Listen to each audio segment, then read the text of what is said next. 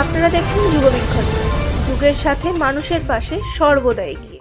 এ বিশ্বকে এই শিশুর বাসযোগ্য করে যাব আমি। নবজাতকের কাছে এ আমার দৃঢ় অঙ্গীকার। দেশ স্বাধীন হওয়ার কালে কিশোর কবি সুকান্তর সেই অঙ্গীকার আজও অসম্পূর্ণ।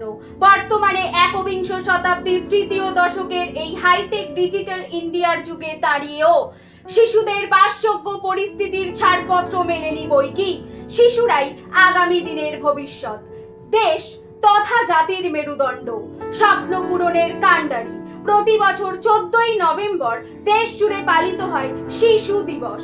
কেন্দ্রের নরেন্দ্র মোদী সরকার এই দিনটিকেই বাল স্বরাজ দিবস হিসেবে ঘোষণা করেছে। শিশুদের সুরক্ষা ও তাদের অধিকার প্রতিষ্ঠার অঙ্গীকার নিয়ে প্রতি বছর ঘটা করে এই দিনটি উদযাপন করা হলেও বাস্তবে কতটা সুখে আছে এদেশের পথ শিশুরা?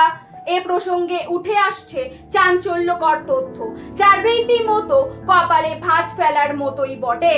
2021-এর 29শে মে প্রধানমন্ত্রী নরেন্দ্র মোদী পথ শিশুদের অবস্থার উন্নতির জন্য বাল স্বরাজ পোর্টাল চালু করেন।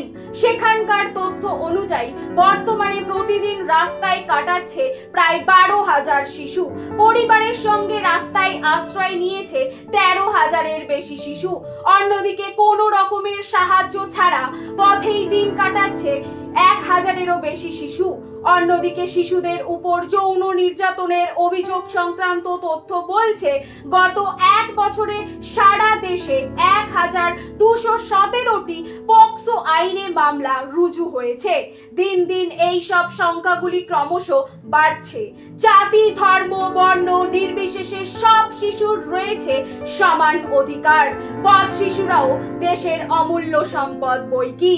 প্রশ্ন হলো, কবে পাবে তারা সেই অধিকার? মানবতার বিকাশ এবং জাতির বৃহত্তম স্বার্থে পথ শিশুদের অন্ন, বস্ত্র, বাসস্থান, শিক্ষা ও চিকিৎসার সুব্যবস্থা করা আবশ্যক।